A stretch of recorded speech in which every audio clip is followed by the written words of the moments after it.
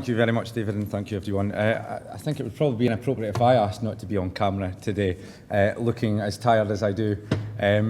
First of all, an apology, which is that if I stutter my way through, it's not because I haven't prepared, it's because of a lack of sleep, having travelled 18 hours yesterday to have discussions with the Treasury on the Tay Cities deal, which hopefully you will hear much more about later on by Ellis Watson. So, first of all, good morning, and as David says, welcome to our fantastically vibrant, sunny, beautiful and changing city. What is a very pertinent time, I think, to have such a conference on regeneration and the positive effects it can have on our communities and our city generally. Over the course of today, you'll hear from some fantastic and phenomenal speakers, and obviously you're hearing from me separate to that at the moment. We've had a considerable body of work underway for a considerable number of years, and I know that Mike Galloway will go into a bit greater depth about the background to that, the process and that journey that we have been on for 20 years. As I say, I hope that today offers you more than just an insight into what we're doing, but offers you something that you can take back to your own communities, your own organisations, and hopefully inspires some of the work that you undertake across Scotland. You'll see from the agenda and hopefully from some of the site visits that we are absolutely committed to the projects that are underway, but also absolutely committed to making transformational change meaningful to our communities and the people that live in the city. We believe that the projects and the initiatives and the investment that is underway in the city will deliver sustained economic growth over a long period of time. They will improve the city's reputation both nationally and internationally, and I think we're already reaping those benefits, and I'm sure you all are avid readers of the Wall Street Journal and would have saw the piece recommending that people visit Dundee in 2018 as the fifth, I think it was, I'm right in saying the fifth most sought after destination, coupled with places in the Bahamas and Madagascar and the like, which obviously we are frequently compared to.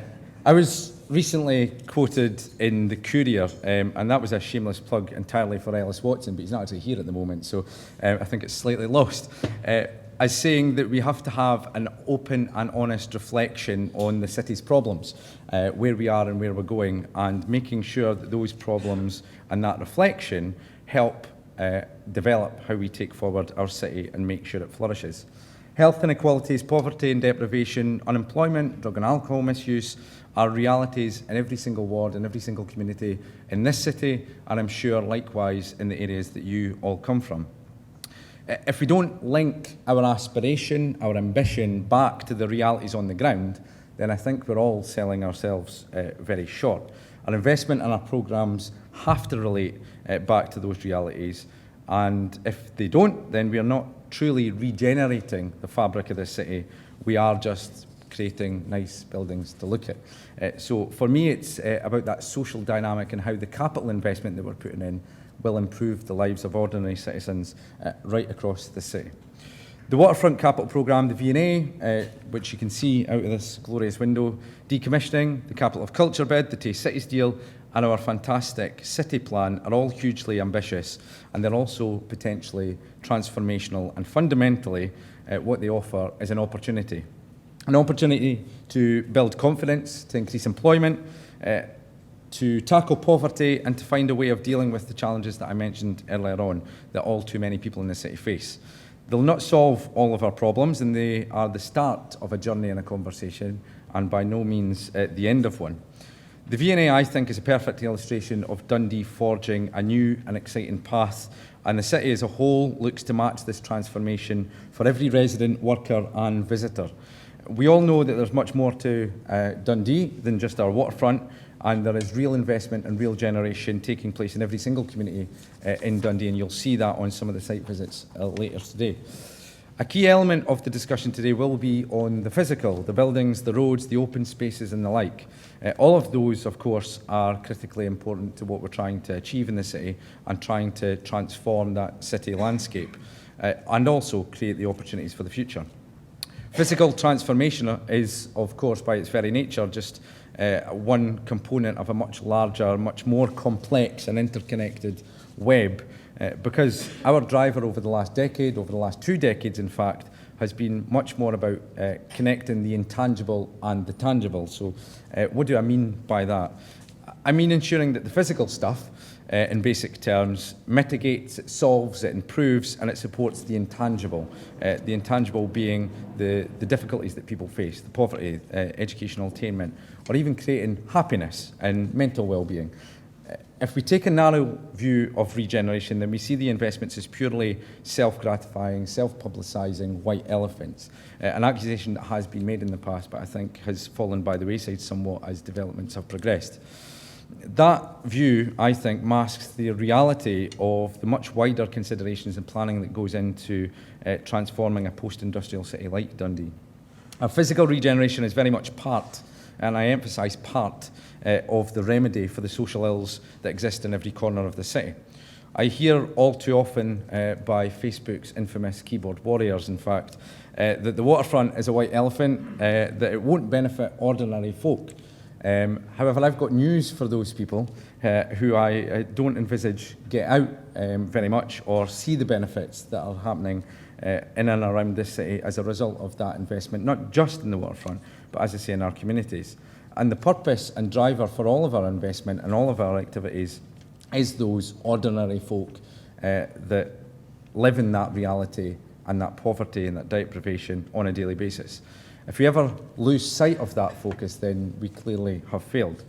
However, I'm pleased to say that we haven't failed, and I don't intend that we ever will, and I know that that is shared by not only the council management team, but our partners across the public, private and third sector. You'll hear today that the brave and bold course that Dundee set itself on all those years ago is bearing fruit. It's creating employment opportunities, it's giving the city its pride back, a renewed confidence which does not come overnight, I can assure you, and has been something that I have personally found quite difficult when people from within the city have criticised the city itself. That is changing, and people are now seeing the new future that's being created right in front of their eyes. It's creating discussion and debate, and I think it's also shining a light on the inequalities that exist, which again is an important part of the work that we undertake. And it's also providing an arena with which to engineer social gains. And I think Mike will talk in a greater depth about those social gains through capital contracts later on. Our regeneration continues to be about building and supporting communities. Developments such as the Crescent, the Lochie Community Hub, have a wider impact than just the building itself, and they have an award-winning track record in terms of their engagement in the work that is undertaken. And what is incredibly important for me is it frequently puts the heart back into areas that have perhaps lost their focus or lost their focal point over the years. We're engineering a city which collaborates, inspires, and it delivers. We are using situations to the advantage of our people, as I say, the waterfront being one particular example. We're working with, persuading, and on occasion forcing the hand of companies to ensure that basic social gains are included in contracts, whether that be the living wage, apprenticeships, or educational outreach. Dundee is, as I've said frequently at events like this, publicly, privately, and to anyone else who will listen, is on an upward trajectory, and it really is coming into a life of its own at this stage. But we must ensure that we take advantage of every single opportunity that comes up to benefit the long term, benefit us in the long term, and benefit the people in the city in the long term. As I said earlier, I was in London yesterday, 18 hours of travelling for 3 hours of meeting. Seems slightly disproportionate, but hopefully it'll come off very well in the end.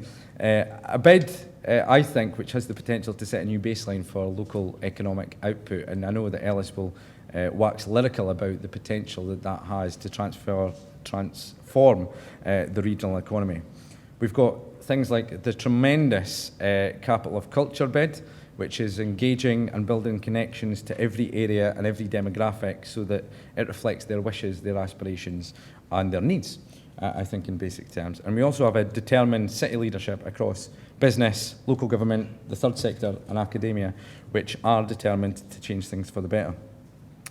We've sought to tie all of those things together by underpinning it within our overarching plan dubbed Dundee's City Plan. The plan itself sets out the context for our current work. So it is very much an honest appraisal of where we are. It sets out where we want to go and hopefully where we will be in 2026. The plan itself was launched in St Pius Primary School, which was a very fitting venue, I thought, an area surrounded by deprivation. However, the focus, of course, is on the next generation and the generation after that, and those children and the kind of city they will want to be when they're growing up and entering their teenage years. I want to be able to bow out of local politics with my head held high, look back and say we actually achieved something. I think that's probably true of all of us, irrespective of what area we work in or our background. To say that we've lifted people out of poverty by creating opportunities, to say that we've brought down barriers by using culture as a conversation starter, that we've instilled confidence and ambition by being upfront, bold, and on occasion very brave or risky. The crux of Regeneration for me, as I say, is about the people of the city and making sure that we deliver something that is not intangible, that is very much tangible, that has the kind of impact that will last for generations, that changes the city's face on an international, national, but also internal basis. And I think we're well on that journey, and I hope over the course of today you will see and hear that message loud and clear. The interventions that we are making and the investments we are making are of a scale and magnitude that I think send a very clear message about our direction of travel, a statement of intent, if you will, on where we want to go. So I'll just finish up there, but I think it's important to reflect on the fact that in order to get to this position, it has not been an easy journey. It has not happened overnight. Blood, sweat and tears have been shed. And I think there's a number of things that always ring true when I'm talking to people about the city and where we are at the moment. And I think first is that we have been bold and we must continue to be bold if we are to realise that ambition. It's one thing to be ambitious, it's another thing to deliver on that ambition. We must not be shy about taking risks, which I think perhaps more so in the public sector we often are, which will ultimately deliver real results. And I think the waterfront and the V&A in particular are probably two examples, arguably, that were seen as a risk, a major risk from our perspective, but actually are paying dividends now. And we need to inspire. We need to make sure that new approaches, our interventions, new investment opportunities inspire people in this city. It can't just inspire the public and the private sector.